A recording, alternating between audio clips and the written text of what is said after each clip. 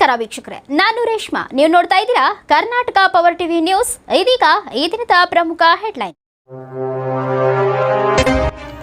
ಚಾಮರಾಜನಗರದಲ್ಲಿ Ambedkar people party ಅಭ್ಯರ್ಥಿ CM Krishna ಹಾಗೂ ಪಕ್ಷೇತರ ಅಭ್ಯರ್ಥಿಗಳ ಸುದ್ದಿಗೋಷ್ಠಿ ನಡೆಸಿದರು. ಸಿಎಂ ಕೃಷ್ಣ ಅವರು ಮಾತನಾಡಿ, ಜಿಲ್ಲಾಧಿಕಾರಿ ಶಿಲ್ಪಾ ನಾಗ್ ಅವರು ಚಾಮರಾಜನಗರ ಲೋಕಸಭಾ ಕ್ಷೇತ್ರದ ಕಾಂಗ್ರೆಸ್ ಅಭ್ಯರ್ಥಿ ಸುನಿಲ್ ಬೋಸ್ ಪರ ಕೆಲಸ ಮಾಡುತ್ತಿದ್ದಾರೆ ಎಂದು ಆರೋಪಿಸಿ ಡಾಕ್ಟರ್ ಅಂಬೇಡ್ಕರ್ ಪೀಪಲ್ಸ್ ಪಾರ್ಟಿ ಅಭ್ಯರ್ಥಿ ಸಿಎಂ ಕೃಷ್ಣ ನಗರದ ಪ್ರವಾಸಿ ಮಂದಿರದಲ್ಲಿ ಚುನಾವಣಾ ಸಾಮಾನ್ಯ ವೀಕ್ಷಕರಾದ ಪಾರ್ಥಗುಪ್ತಾ ಅವರಿಗೆ ದೂರು ಸಲ್ಲಿಸಿದರು. ಸುನಿಲ್ ಬೋಸ್ ಅವರು ಸುಳ್ಳು ಪ್ರಮಾಣ ಸಲ್ಲಿಸುತ್ತಾರೆ, ಜಿಲ್ಲಾಧಿಕಾರಿ ನಾಮಪತ್ರ ಸ್ವೀಕರಿಸಿ ಚುನಾವಣಾ ಆಯೋಗದ ನಿಯಮಗಳನ್ನು ಗಾಳಿಗೆ ತೂರಿ ಸರ್ಕಾರಿ ಯಂತ್ರವನ್ನ ದುರುಪಯೋಗವಾಗಿದೆ, ಹಾಗಾಗಿ ಜಿಲ್ಲಾಧಿಕಾರಿಗಳ ಮೇಲೆ ಕ್ರಮ ಕೈಗೊಳ್ಳಬೇಕು ಎಂದು ಚುನಾವಣಾ ಸಾಮಾನ್ಯ ವೀಕ್ಷಕರಿಗೆ ಸಲ್ಲಿಸಿರುವ ದೂರಿನಲ್ಲಿ ಅಭ್ಯರ್ಥಿ ಸಿಎಂ ಕೃಷ್ಣ ಚುನಾವಣಾ ಆಯೋಗವನ್ನ ಒತ್ತಾಯಿಸಿದ್ದಾರೆ. ಪಾರದರ್ಶಕ ಚುನಾವಣೆ ನಡೆಯುತ್ತಿಲ್ಲ, ಅಧಿಕಾರಿಗಳು ಮುಖ್ಯಮಂತ್ರಿ ಸಿದ್ದರಾಮಯ್ಯ ಹಾಗೂ ಸಮಾಜ ಕಲ್ಯಾಣ ಇಲಾಖೆ ಸಚಿವರಾದ ಮಹದೇವಪ್ಪ ಅವರ ಪ್ರಭಾವಕ್ಕೆ ಒಳಗಾಗಿ ಕೆಲಸ ಮಾಡುತ್ತಿದ್ದಾರೆ, ಹಾಗಾಗಿ ನಾವು ಸೇರಿದಂತೆ ಪಕ್ಷೇತರ ಅಭ್ಯರ್ಥಿಗಳು ಚುನಾವಣೆಯಿಂದ ಹೊರಗುಳಿಯಲಿದ್ದೇವೆ ಎಂದು ತಿಳಿಸಿದರು. ಹಾಗೆಯೇ ಹನೂರು ಎಆರ್ಒ ಮಲ್ಲಿಕಾರ್ಜುನ್ ರವರು ಸಹ ಮಹದೇವಪ್ಪನವರ ಪರ ಕೆಲಸ ಮಾಡುತ್ತಿದ್ದಾರೆ, ಬಳ್ಳಾರಿಗೆ ವರ್ಗಾವಣೆಯಾಗಿದ್ದರೂ ಇಲ್ಲಿಯೇ ಮುಂದುವರಿಯುತ್ತಿದ್ದಾರೆ, ತಕ್ಷಣ ಪರಿಶೀಲಿಸಿ ಕ್ರಮ ಕೈಗೊಳ್ಳಿ ಎಂದು ಚುನಾವಣಾ ಆಯೋಗಕ್ಕೆ ಮನವಿ ಮಾಡಿದರು. ಈ ಸಂದರ್ಭದಲ್ಲಿ ಪ್ರಸನ್ನ ಕುಮಾರ ಬಿ, ಕದಂಬನ Ambareesh, Mahadevaswamy BM, Ningaraj G, Ningaraju S ಹಾಗೂ ಕೋಡಿಹಳ್ಳಿ ವೆಂಕಟೇಶ್, ಅಂಬೇಡ್ಕರ್ ಪೀಪಲ್ ಪಾರ್ಟಿ ಜನರು ಹಾಜರಿದ್ದರು. ವರದಿಗಾರ Manikanta Nayaka, Karnataka power TV news, Chamarajanagar. Chamarajanagar Lok Sabha ಕ್ಷೇತ್ರದ ಪಕ್ಷೇತರ ಹಾಗೂ ರಾಜ್ಯ ಪಕ್ಷಗಳ ಅಂದರೆ ಬಿಎಸ್ಪಿ, ಬಿಜೆಪಿ, ಕಾಂಗ್ರೆಸ್ ಪಕ್ಷ ಮತ್ತು ಅಭ್ಯರ್ಥಿಗಳನ್ನ ಹೊರತುಪಡಿಸಿ 14 ಅಭ್ಯರ್ಥಿಗಳ ಪೈಕಿ 11 ಜನರ ಅಭ್ಯರ್ಥಿಗಳ ಪರವಾಗಿ ಇವತ್ತು ನಾವಿಲ್ಲಿ ಪತ್ರಿಕಾಗೋಷ್ಠಿಯನ್ನು ಕರೆದಿರ್ತಕ್ಕಂಥದ್ದು. ಇಂದಿನ ಪತ್ರಿಕಾಗೋಷ್ಠಿಯ ಮುಖ್ಯ ಉದ್ದೇಶ ಏನಂತಂದರೆ, ಕಾಂಗ್ರೆಸ್ ಪಕ್ಷದ ಚಾಮರಾಜನಗರ ಲೋಕಸಭಾ ಕ್ಷೇತ್ರದ ಅಭ್ಯರ್ಥಿಯಾಗಿರ್ತಕ್ಕಂಥ ಮಿಸ್ಟರ್ ಸುನಿಲ್ ಬೋಸ್ ಅವರು ತಮ್ಮ ನಾಮಪತ್ರ ಸಲ್ಲಿಸುವ ವೇಳೆ ಅಫಿಡವಿಟ್ ಅಂದರೆ ಫಾರಂ 26 ಅನ್ನು ತಪ್ಪು ಮತ್ತು ಸುಳ್ಳು ಮಾಹಿತಿಯನ್ನು ಜಿಲ್ಲಾ ಚುನಾವಣಾ ಅಧಿಕಾರಿಗಳ ಮುಂದೆ ಅವರು ಸಲ್ಲಿಸಿರ್ತಾರೆ. ಅದೆಲ್ಲ ಈಗಾಗಲೇ ಪ್ರಿಂಟ್ ಮತ್ತು ಎಲೆಕ್ಟ್ರಾನಿಕ್ ಮೀಡಿಯಾದಲ್ಲಿ ಅದು ಪ್ರಚಾರ ಆಗಿದೆ. ಯಾವ ಅಭ್ಯರ್ಥಿ, ಅದು ಯಾವುದೇ ಪಕ್ಷ ಆಗಿರಲಿ, ತನ್ನ ಅಫಿಡವಿಟ್ ಫಾರಂ 26 ಅನ್ನು ತಪ್ಪು ಅಥವಾ ಸುಳ್ಳು ಮಾಹಿತಿಯನ್ನು ಸಲ್ಲಿಸ್ತಕ್ಕಂಥದ್ದು peoples representative act 1951 or election commission of India norms guidelines ಸರ್ಕ್ಯುಲರ್ಗೆ ವಿರುದ್ಧವಾದಂತಕ್ಕಂಥದ್ದು, ಅಸಂವಿಧಾನಿಕ ಆಗುತ್ತೆ, ಕಾನೂನು ಬಾಹಿರ ಆಗುತ್ತೆ, ಅಷ್ಟೇ ಅಲ್ಲ ಅಕ್ಷಮ್ಯ ಅಪರಾಧ ಆಗುತ್ತೆ. ಆದರೆ ಇಡೀ ದೇಶದಲ್ಲಿ ಸಾರ್ವತ್ರಿಕ ಚುನಾವಣೆ, ಲೋಕಸಭಾ ಚುನಾವಣೆ ನಡೀತಾ ಇದೆ. ಈ ಎಲೆಕ್ಷನ್ ಕಮಿಷನ್ ಆಫ್ ಇಂಡಿಯಾ ಮುಕ್ತ, ನ್ಯಾಯಸಮ್ಮತ ಮತ್ತು ಪಾರದರ್ಶಕ ಚುನಾವಣೆಯನ್ನು ನಡೆಸಬೇಕು ಅಂತ ನಾವೆಲ್ಲ ಅಭ್ಯರ್ಥಿಗಳು ಸಹ ಬಯಸ್ತಾ ಇದ್ದೀವಿ ಮತ್ತು ಅಪೇಕ್ಷೆ ಪಟ್ಟಿದ್ದೀವಿ. ಆದರೆ ಅದಕ್ಕೆ ತದ್ವಿರುದ್ಧ ಎಂಬಂತೆ ಚಾಮರಾಜನಗರ ಲೋಕಸಭಾ ಕ್ಷೇತ್ರದಲ್ಲಿ ರಿಟರ್ನಿಂಗ್ ಆಫೀಸರ್ ಆಗಿರ್ತಕ್ಕಂಥ ಶ್ರೀಮತಿ ಶಿಲ್ಪಾ ನಾಗ್ ಅವರು ಒಬ್ಬ ಜವಾಬ್ದಾರಿಯುತ ಚುನಾವಣಾ ಅಧಿಕಾರಿಗಳಾಗಿದ್ದು ಮತ್ತು ಜಿಲ್ಲಾ ಅಧಿಕಾರಿಗಳಾಗಿದ್ದು ಚುನಾವಣಾ ನಿಯಮಗಳನ್ನೇ ಒಬ್ಬ ರಿಟರ್ನಿಂಗ್ ಆಫೀಸರ್ ಆಗಿ ಈಗ ಅಭ್ಯರ್ಥಿಗಳು ಅಥವಾ ಗೊತ್ತಿದ್ದಿರ್ತಕ್ಕಂಥವರು ಎಲೆಕ್ಷನ್ ಕಮಿಷನ್ ಆಫ್ ಇಂಡಿಯಾ ಅಥವಾ RP ಆಕ್ಟ್ ಅನ್ನ ಉಲ್ಲಂಘನೆ ಮಾಡ್ತಕ್ಕಂಥದ್ದು ಅದು ಎರಡನೇ ವಿಷಯ. ಆದರೆ ರಿಟರ್ನಿಂಗ್ ಆಫೀಸರ್ ಆಗಿದ್ದುಕೊಂಡು, ಒಬ್ಬರು IAS ಆಫೀಸರ್ ಆಗಿದ್ದುಕೊಂಡು ತನ್ನ ಚುನಾವಣಾ ಆಯೋಗದ ನಿರ್ದೇಶನ, ನಿಯಮ, ಸರ್ಕ್ಯುಲರ್ಗಳನ್ನೇ ಉಲ್ಲಂಘನೆ ಮಾಡಿ ಕಾಂಗ್ರೆಸ್ ಪಕ್ಷದ ಅಭ್ಯರ್ಥಿಯನ್ನು ರಕ್ಷಣೆ ಮಾಡಿ ಚುನಾವಣಾ ಕಣದಲ್ಲಿ ಉಳಿಸಿ ಅವ್ರನ್ನ ಗೆಲ್ಲಿಸಬೇಕು ಅನ್ನೋ ಷಡ್ಯಂತ್ರ ಕುತಂತ್ರವನ್ನ, ದುರುದ್ದೇಶವನ್ನು ಹೊಂದಿರತಕ್ಕಂಥದ್ದು ಚಾಮರಾಜನಗರ ಲೋಕಸಭಾ ಕ್ಷೇತ್ರದ ಜಿಲ್ಲಾ ಚುನಾವಣಾಧಿಕಾರಿಗೆ ನಾಚಿಕೆ ಆಗಬೇಕು. ಯಾಕೆಂತ ಹೇಳಿದ್ರೆ ಅಂತ ದರ್ದ್ ಏನಿದೆ ಅವರಿಗೆ. Who is she, what is Congress, who is returning officer. So ಇಲ್ಲಿ ಕಾಂಗ್ರೆಸ್ ಪಕ್ಷದ ಅಭ್ಯರ್ಥಿ ತಪ್ಪು ಸುಳ್ಳು ಮಾಹಿತಿನ ಅಫಿಡವಿಟ್ ಅಲ್ಲಿ ಸಲ್ಲಿಸಿದ್ರೆ ಅಂತಕ್ಕಂಥದ್ದು ಜಗತ್ತಿಗೆ ಗೊತ್ತಿದೆ. ಅವ್ರನ್ನ ಡಿಸ್ಕ್ವಾಲಿಫೈ ಮಾಡೋದು ಬಿಟ್ಟು ಅವ್ರನ್ನ ಕಣದಲ್ಲಿ ಅಧಿಕೃತವಾಗಿ ಉಳಿಸಿ ಅವ್ರನ್ನ ಗೆಲ್ಸೋದಿಕ್ಕೆ ಅವರು ಪ್ರತ್ಯಕ್ಷವಾಗಿ ಪರೋಕ್ಷವಾಗಿ ಸಹಕಾರ ಬೆಂಬಲ ಕೊಡ್ತಾ ಇರ್ತಕ್ಕಂಥದ್ದು ಅವ್ರಿಗೆ ನೈತಿಕವಾಗಿ, ಕಾನೂನಾತ್ಮಕವಾಗಿ ಮತ್ತೆ ಬೌದ್ಧಿಕವಾಗಿ ಅದು ಅಕ್ಷಮ್ಯ ಅಪರಾಧ ಶ್ರೀಮತಿ ಶಿಲ್ಪಾ ನಾಗ್ ಅವ್ರದ್ದು. ಅದಕ್ಕೆ ಈ ಕೂಡಲೇ ಅವರು ನೈತಿಕ ಹೊಣೆಗಾರಿಕೆ ಹೊತ್ತು ನಾನು ತಮ್ಮ ಮಾಧ್ಯಮದ ಮೂಲಕ election commission of India, Ashoka road, New Delhi, chief election officer Karnataka, Sheshadri road, Bengaluru, ಇವ್ರಿಗೆ ನಾನು ಒತ್ತಾಯ ಮಾಡ್ತಾ ಇದ್ದೀನಿ. ಅಷ್ಟೇ ಅಲ್ಲ, ಚಾಮರಾಜನಗರ ಕ್ಷೇತ್ರದ ಜನರಲ್ ಅಬ್ಸರ್ವರ್ ECI ರೆಪ್ರೆಸೆಂಟೇಟಿವ್ ಯಾರು ಬಂದಿದ್ದಾರೆ, ನೀವು ಈ ಶಿಲ್ಪಾ ನಾಗ್ ಅವರು returning officer Chamarajanagar Lok Sabha parliamentary constituency, ಇವ್ರನ್ನ ಈ ಕೂಡಲೇ ಚುನಾವಣಾ ಕರ್ತವ್ಯದಿಂದ ಬಿಡುಗಡೆಗೊಳಿಸಬೇಕು.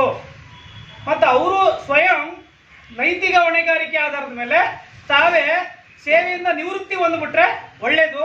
ಈ ದೇಶದ ಪ್ರಜಾಪ್ರಭುತ್ವ ವ್ಯವಸ್ಥೆ ಉಳಿಯುತ್ತೆ. ಅದಾದರೂ ಮಾಡಿ ಅಂತ ಎಲ್ಲ ಪಕ್ಷೇತರ ಮತ್ತು ರಾಜ್ಯ ಪಕ್ಷಗಳ ಆ ನ್ಯಾಷನಲ್ ಪಾರ್ಟಿ ಅಂತ ಏನೆರಡು ಕೋಡಿದಾವಲ್ಲ, BSP, BJP, ಕಾಂಗ್ರೆಸ್ಸು, ಅವ್ರ ಮೂರನ್ನ ಹೊರತುಪಡಿಸಿ ಮಿಕ್ಕ ಜವಾಬ್ದಾರಿಯುತ ಅಭ್ಯರ್ಥಿಗಳಾಗಿ ಅವ್ರ ಪರವಾಗಿ ಅವರೆಲ್ಲರ ಸಹಮತದೊಂದಿಗೆ ನಾನು ಈ ಅಭಿಪ್ರಾಯವನ್ನು ನಾವು ತಿಳಿಸ್ತಾ ಇದ್ದೀವಿ ನಿಮಗೆ. ಅವ್ರನ್ನ ಇವಾಗಲೇ from immediate effect you have to relieve from election duties, you have to initiate immediately. ಅವಾಗ ಮಾತ್ರ ನಾವು ನಿಮಗೆ ಇಲ್ಲಿ ಫ್ರೀ ಆ್ಯಂಡ್ ಫೇರ್ ಟ್ರಾನ್ಸ್ಪರೆಂಟ್ ಚುನಾವಣೆ ದೇಶದಲ್ಲಿ ನಡೀತದೆ ಅಂತ. ಚಾಮರಾಜನಗರದಲ್ಲಿ ಮುಕ್ತ ಪಾರದರ್ಶಕ ಚುನಾವಣೆ ನಡೆದ್ರೆ ಇಡೀ ದೇಶದಲ್ಲಿ ನಡೆಯುತ್ತೆ ಅಂತ ನಮಗೆ ವಿಶ್ವಾಸ ಬರುತ್ತೆ. ಇಲ್ಲೇನಾದರೂ ನೀವು ಎಲ್ಲ ಇಲ್ಲೀಗಲ್ಲು ಮತ್ತೆ ಕಾನ್ಸ್ಪಿರೇಸಿ ಚುನಾವಣೆ ನಡೆಸಿದ್ರೆ ಇಡೀ ದೇಶದಲ್ಲಿ ನೀವು ಇದೇ ನಡೆಸ್ತೀರಿ ಅಂತ ಈ ಜಗತ್ತಿಗೆ ಗೊತ್ತಾಗುತ್ತೆ ಅಂತ ನಾನು ಈ ಮೂಲಕ ನಿಮ್ಮ ಮೇಲೆ ಗಂಭೀರವಾದ ಆರೋಪವನ್ನು ಒಬ್ಬ ಜವಾಬ್ದಾರಿಯುತ ಅಭ್ಯರ್ಥಿಯಾಗಿ, ಡಾಕ್ಟರ್ ಅಂಬೇಡ್ಕರ್ ಪೀಪಲ್ಸ್ ಪಾರ್ಟಿ ಅಭ್ಯರ್ಥಿಯಾಗಿ ನಾನು ಈ ಸೂಕ್ಷ್ಮ ಮತ್ತೆ ಅತಿ ಸೂಕ್ಷ್ಮ ಗಂಭೀರ ಆರೋಪವನ್ನು ನಾನು ಮಾಡ್ತಾ ಇದ್ದೀನಿ. ಅಷ್ಟೇ ಅಲ್ಲ, ಅನೂರು 221 ಅಸೆಂಬ್ಲಿ ಕಾನ್ಸ್ಟಿಟ್ಯೂನ್ಸಿ ಹೋಗಿ ಮಲ್ಲಿಕಾರ್ಜುನ್ ಅಂತ ಇದ್ದಾರೆ. ಅವರು ಮಾರ್ಚ್ 16 ಹೇಳಪ್ಪ ಅವ್ರಿಗೆ ಲೋಕಸಭಾ ಕ್ಷೇತ್ರದ ರಿಟರ್ನಿಂಗ್ ಆಫೀಸರ್ ಶ್ರೀಮತಿ ಶಿಲ್ಪಾ ನಾಗ್ ಅವರು ರಾಜ್ಯದ ಮುಖ್ಯಮಂತ್ರಿ ಸಿದ್ದರಾಮಯ್ಯ ಮತ್ತು ಸಮಾಜ ಕಲ್ಯಾಣ ಇಲಾಖೆಯ ಮಂತ್ರಿಯಾಗಿರ್ತಕ್ಕಂಥ ಡಾಕ್ಟರ್ SC ಮಹದೇವಪ್ಪ ಅವರ ಪ್ರಭಾವಕ್ಕೆ ಒಳಗಾಗಿ ಮಹದೇವಪ್ಪ ಅವರ ಮಗನಾಗಿರ್ತಕ್ಕಂಥ ಕಾಂಗ್ರೆಸ್ ಅಭ್ಯರ್ಥಿ ಸುನಿಲ್ ಬೋಸ್ ಅವ್ರನ್ನ ಏನಾದರೂ ಅಫಿಡವಿಟ್ ಆಧಾರದ ಮೇಲೆ ಅಥವಾ ಫಾಲ್ಸ್ ಸಬ್ಮಿಷನ್ ಆಧಾರದ ಮೇಲೆ ರಿಜೆಕ್ಟ್ ಮಾಡಿಬಿಟ್ರೆ ಅವ್ರಿಗೆ ಮತ್ತು ಕಾಂಗ್ರೆಸ್ ಪಕ್ಷಕ್ಕೆ ಅವಮಾನ ಮತ್ತು ಅಗೌರವ ಮತ್ತು ನಾಚಿಕೆಗೇಡಿನ ವಿಷಯ ಆಗುತ್ತೆ ಅಂತ ಹೇಳ್ಬಿಟ್ಟು ಚುನಾವಣಾ ಅಧಿಕಾರದ ಮೇಲೆ ತಮ್ಮ ರಾಜಕೀಯ ಅಧಿಕಾರ ಅದು ಪ್ರಭಾವ ಬೀರಿ ಗೌರ್ನಮೆಂಟ್ ಮೆಷಿನರಿಯನ್ನು ದುರ್ಬಳಕೆ ಮಾಡ್ಕೊಂಡಿರ್ತಕ್ಕಂಥದ್ದು ಮುಖ್ಯಮಂತ್ರಿ ಸಿದ್ದರಾಮಯ್ಯ ಮತ್ತು doctor SC Mahadevappa welfare minister ಇವರಿಬ್ಬರದು ಸಹ ಅಕ್ಷಮ್ಯ ಅಪರಾಧ. ಈ ಕೂಡಲೇ ನೀವು ಏನು ECI norms RPI 1951 and guidelines ಏನಿದೆ ಎಲೆಕ್ಷನ್ ಪ್ರೋಸೆಸ್ಗೆ ಅದ್ರ ಪ್ರಕಾರ ಚುನಾವಣೆ ನಡೆಸೋದಾದರೆ ಚುನಾವಣೆ ನಡೀಲಿ. ಇಲ್ಲ ಅಂದರೆ 22 ಚಾಮರಾಜನಗರ SC ಮೀಸಲು ಲೋಕಸಭಾ ಕ್ಷೇತ್ರದ ಚುನಾವಣೆಯನ್ನು ನೀವು ಮುಂದೂಡಿ, ಇದರಲ್ಲಿ ಸ್ಟಾಪ್ ಮಾಡಿ. ಇಲ್ಲ ಅಂದರೆ ಈಗೇನು 14 ಜನ ಪಟ್ಟಿ ಇದೆ ಅಭ್ಯರ್ಥಿಗಳದ್ದು, ಕಾಂಗ್ರೆಸ್ ಅಭ್ಯರ್ಥಿ ಸುನಿಲ್ ಬೋಸ್ ಅವರನ್ನ ಪಟ್ಟಿಯಿಂದ ಕಿತ್ತಾಕಿ ಡಿಸ್ಕ್ವಾಲಿಫೈ ಮಾಡಿ. ಯಾಕೆ ಅಂತಂದರೆ ನೀವೇ ದುಡ್ಡು ಕೊಟ್ಟು ಹಣ್ಣುಗಳು ತಂದಿರ್ತೀರ, ಮನೆಗೆ ತಂದು ಓಪನ್ ಮಾಡಿ ಕಟ್ ಮಾಡಿದಾಗ ಒಳಗಡೆ ಕೊಳ್ತೋಗಿರ್ತದೆ. ನಿಮ್ಮದೇ ಕಷ್ಟಪಟ್ಟು ಹಣ ತಂದು ಹಣ್ಣು ಕೊಟ್ಟು ತಂದಿರಿ ಅಂತ ಹೇಳ್ಬಿಟ್ಟು ಕೊಳ್ತೋಗಿರೋದನ್ನ ನೀವು ತಿನ್ನಲ್ಲ. ಕೊಳ್ತೋಗಿರ್ತಕ್ಕಂಥ ಭಾಗವನ್ನು ಬೇರ್ಪಡಿಸಿ ಮಿಕ್ಕಿ ಉಳಿಕೆ ಚೆನ್ನಾಗಿರೋದನ್ನ ತಿಂತೀರ. ಇದು ಸಾಮಾನ್ಯ ಪ್ರಜ್ಞೆ. ರಿಟರ್ನಿಂಗ್ ಆಫೀಸರ್ಗೆ ಸಾಮಾನ್ಯ ಪ್ರಜ್ಞೆ ಜೊತೆಗೆ ಜವಾಬ್ದಾರಿ ಹೊಣೆಗಾರಿಕೆ ಇರಬೇಕು, ಡೈರೆಕ್ಷನ್ ಇದೆ. ಯಾಕೆ ಅಂತಂದರೆ ಈ ದೇಶದಲ್ಲಿ ಚುನಾವಣೆ ನಡೀತಾ ಇರ್ತಕ್ಕಂಥದ್ದು ಭಾರತ ಸಂವಿಧಾನದ ನಿರ್ದೇಶನಡಿಯಲ್ಲಿ. ಇಲ್ಲಿ ಇಷ್ಟ ಬಂದಂಗೆಲ್ಲ ಚುನಾವಣೆ ನಡೆಸಬೇಕಾಗಿರೋದು. ಲೋಕಸಭಾ ಚುನಾವಣೆ ಅಥವಾ ಸಾರ್ವತ್ರಿಕ ಚುನಾವಣೆ ಅಂತ ಹೇಳಿದ್ರೆ ಈ ದೇಶದ ನಾಗರಿಕರ ಅಭ್ಯುದಯ, ಅಭಿವೃದ್ಧಿ, ಬೆಳವಣಿಗೆ, ರಕ್ಷಣೆ, ಆರೋಗ್ಯ, ಶಿಕ್ಷಣ, ಡೆವಲಪ್ಮೆಂಟು ಇದ್ರ ಎಲ್ಲ ವಿಚಾರದಲ್ಲಿ ಚುನಾವಣೆ ನಡೀತಾ ಇರ್ತಕ್ಕಂಥದ್ದು. ಚುನಾವಣೆ ಟೈಮ್ ಪಾಸ್ಗಲ್ಲ, ಬೇಕಾಬಿಟ್ಟಿ ಅಲ್ಲ, ಮನಸೋ ವಿಷಯ ಅಲ್ಲ. ಚುನಾವಣೆ ಎಲೆಕ್ಷನ್ ಅಂತಂದ್ರೆ ಕಾನ್ಸ್ಟಿಟ್ಯೂಷನ್ ಹೇಳ್ತಾ ಇರೋದಕ್ಕೆ ಚುನಾವಣೆ ನಡೀತಾ ಇರ್ತಕ್ಕಂಥದ್ದು. ಅದಕ್ಕೆ ಇವರೆಲ್ಲರೂ ಸಿದ್ದರಾಮಯ್ಯ ಮತ್ತು SC ಮಹದೇವಪ್ಪ ಮಾತೆತ್ತಿದ್ರೆ ಸಂವಿಧಾನ ಬಾಬಾ ಸಾಹೇಬ್ ಅಂಬೇಡ್ಕರ್ ಅಂತ ಹೇಳ್ತಾರೆ. ಆದರೆ ಆಂತರಿಕವಾಗಿ ಇವರಿಬ್ಬರುವೇ ಸಂವಿಧಾನ ವಿರೋಧಿ, ಬಾಬಾ ಸಾಹೇಬ್ರ ವಿರೋಧಿ, ಮತ್ತು ಅದರಲ್ಲೂ ಎಸ್ಪೆಷಲಿ ಶೆಡ್ಯೂಲ್ಡ್ ಕ್ಯಾಸ್ಟ್ ವಿರೋಧಿಗಳು ಇವರು. ಮತ್ತು ಕಾಂಗ್ರೆಸ್ ಪಕ್ಷ ಅಂತೂ ಶೆಡ್ಯೂಲ್ಡ್ ಕ್ಯಾಸ್ಟ್ ಕ್ಷೇತ್ರಗಳಿರಲಿ, ಜನರಲ್ಲಿ ಇರ್ತಾರೆ, ಅವ್ರನ್ನ ಸರ್ವನಾಶ ಮಾಡಿ ಅವ್ರನ್ನ ಜೀವಂತ ಸಮಾಧಿ ಮಾಡೋದೇ ಇವ್ರ ಕೆಲಸ. ಅದಕ್ಕೆ ಇದಕ್ಕೆ ಕಾರಣ ಉತ್ತಮ ನಿದರ್ಶನ ಏನಂತಂದ್ರೆ ತನ್ನ ಮಗನ ಅಫಿಡವಿಟ್ನ ಆಕ್ಟಿವ್ ಮಾಡಿಸ್ಕೊಂಡು ವ್ಯಾಲಿಡ್ ಮಾಡಿಸ್ಕೊಂಡು ಮುಂದುವರೆಸಿರ್ತಕ್ಕಂಥದ್ದು. ಮಿಸ್ಟರ್ ಎಚ್ ಸಿ ಮಾದೇವಪ್ಪ ಅವರೇ, ನಿಮಗೆ ನಾಚಿಕೆ, ಮಾನ, ಮರ್ಯಾದೆ, ನೈತಿಕತೆ ಇದ್ರೆ ಸಂವಿಧಾನ ಈಗ ಪ್ರಿಯಂಬಲ್ ಓದಿಸ್ತಾ ಇದ್ರಿ ಬಿಡಿ, ಪಾಪ ನೀನು ಒಳಗೆ ಹೋಗೇ ಇಲ್ಲ. ನೀವೇ ಹೇಳ್ತಾ ಇದ್ದೀರಾ 70 ವರ್ಷ ಆದಮೇಲೆ ಪ್ರಿಯಂಬಲ್ ಈಗ ಸ್ಟಾರ್ಟ್ ಮಾಡವ್ರೆ. ಅದ್ರ ಅರ್ಥ ಏನು? ಇನ್ನು ಒಳಗಡೆ ಹೋಗ್ಲಿಲ್ಲ. ಈಗ 40 ವರ್ಷ ಎಲ್ಲ ಮಿನಿಸ್ಟ್ರಿ MLA ವಯಸ್ಸು 70 ವರ್ಷ ಆದ್ಮೇಲೆ ಪ್ರಿಯಾಂಬಲ್ ಈಗ ಫಸ್ಟ್ ಪುಟ ತೆಗೆದವ್ರೆ. ಯಾಕೆಂದ್ರೆ ನೀವು ಒಳಗಡೆ ಪುಟಕ್ಕೆ ಹೋಗಿದ್ರೆ ಅಫಿಡೇವಿಟ್ ಕರೆಕ್ಟ್ ತುಂಬ್ತಿದ್ರಿ, ನಿಮ್ಮ ಮಗನಿಗೆ ಹೇಳ್ಕೊಡ್ತಿದ್ರಿ ನೀವು. ಈ preamble we the people of India ಅಂತ ಸ್ಟಾರ್ಟ್ ಮಾಡಿರೋದ್ರಿಂದ ಅಫಿಡೇವಿಟ್ ಹೆಂಗ್ ತುಂಬಬೇಕು ಅಂತ ಹೇಳ್ಬಿಟ್ಟು ಒಳಗಡೆ ಅದೇ ನೀವು ಹೋಗಿಲ್ವಲ್ಲ. ಒಬ್ಬ ಕ್ಯಾಬಿನೆಟ್ ಮಿನಿಸ್ಟರ್ ಮಗನಿಗೆ ಅಫಿಡವಿಟ್ ತುಂಬಕ್ಕೆ ಬರಲ್ಲ ಅಂತಂದ್ರೆ ಇದಕ್ಕಿಂತ ದುರಂತ ಮತ್ತೆ ನಾಚಿಕೆಗೇಡಿನ ವಿಷಯ ಈ ದೇಶದಲ್ಲಿ ಯಾವುದೂ ಇಲ್ಲ. ಈ ಮೊರಾಲಿಟಿ ಇದ್ರೆ ಮಿಸ್ಟರ್ ಎಚ್ ಸಿ ಮಾದೇವಪ್ಪ ಅವರೇ, ಯು ಮಸ್ಟ್ ರಿಸೈನ್ ಇಮಿಡಿಯೇಟ್ಲಿ. ಇದು ನಿಮಗೆ ಎಲ್ಲ ನಾವು ನಿಮ್ಮನ್ನ ಬಹಳ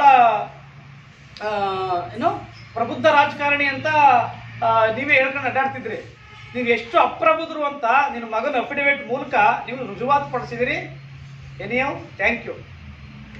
ಆದರೆ ನೈತಿಕತೆ ಆಧಾರದ ಮೇಲೆ ನೀವು ಈ ಕ್ಷಣದಿಂದ ನೀವು ಮುಂದುವರಿಯೋದಕ್ಕೆ ಸಾಧ್ಯನೇ ಇಲ್ಲ, ಅವಕಾಶವೇ ಇಲ್ಲ. ಮತ್ತೆ ಶ್ರೀಮತಿ ಶಿಲ್ಪಾ ನಾಗ್ ಅವರು ಬದಲಾವಣೆ ಆಗಬೇಕು. ಮತ್ತೆ election commission of India Sunil Bose ಅವರ ಹೆಸರನ್ನ ಬ್ಯಾಲೆಟ್ ಪೇಪರ್ EVM ಇಂದ ಕೈ ಬಿಡಬೇಕು. ಚುನಾವಣೆ ಪಾರದರ್ಶಕ ನಡೆಸಬೇಕು. ಇಲ್ಲ ಅಂತಂದ್ರೆ ನಮ್ಮ ನಿರ್ಣಯ ಏನಂದ್ರೆ, ಇದು ವೆರಿ ಇಂಪಾರ್ಟೆಂಟ್, ಬಹಳ ನಮ್ಮ ಅತ್ಯಂತ ಉತ್ತಮ ನಿಲುವು ಮತ್ತೆ ನಮ್ಮ ನಿಲುವು ಇವತ್ತು ಕರೆದ ಪತ್ರಿಕಾಗೋಷ್ಠಿ ಮುಖ್ಯ ಉದ್ದೇಶ ವಿಷಯ ಇದು. ನಾವು ಈ ಚುನಾವಣೆಯನ್ನ ನಾವು 11 ಜನರ ಪೈಕಿ 9 ಜನ ಈಗ ನಾವು ಎಲ್ಲಿದ್ದೀವಿ, ನಿಬ್ಬರ ಜೊತೆ ನಾವು ಮಾತುಕತೆ ಆಡೋದಿದೆ. ಈ 3 ಪಕ್ಷಗಳನ್ನ ಅಭ್ಯರ್ಥಿಗಳನ್ನ ಹೊರತುಪಡಿಸಿ 9 ಜನ ನಾವು ಚಾಮರಾಜನಗರ ಕ್ಷೇತ್ರದ ಚುನಾವಣೆಯಿಂದ ನಾವು ಹಿಂದೆ ಸರಿತಾ ಇದ್ದೀವಿ, ಬಹಿಷ್ಕರಿಸ್ತಾ ಇದ್ದೀವಿ. ಯಾಕೆಂತಂದ್ರೆ ಇನ್ವ್ಯಾಲಿಡ್ ಆಗಿರೋ ಅಫಿಡವಿಟ್ ಕ್ಯಾಂಡಿಡೇಟ್ ಜೊತೆ ನಾವು ನಿಂತ್ಕೊಳ್ಳೋಕೆ ನಮ್ಗೆ ಇಷ್ಟ ಇಲ್ಲ. ಅವನ್ನ ತೆಗೆದಾಕ್ಬಿಟ್ಟು ಎಲೆಕ್ಷನ್ ನಡೆಸಿ, ಇಲ್ಲಾಂದ್ರೆ ನಮ್ಮನ್ನು ಬಿಟ್ಬಿಟ್ಟು ನೀವು ಎಲೆಕ್ಷನ್ ನಡೆಸ್ಕೊ. ಯಾಕೆಂತಂದ್ರೆ ಅಕ್ಕಿ ಎಳ್ಳು ಯಾವುದೇ ಕಾರಣಕ್ಕೂ ಜೊತೆಗಿರ್ಬೋದು, ಬಟ್ ಕಲರ್ ಚೇಂಜ್ ಆಗಲ್ಲ.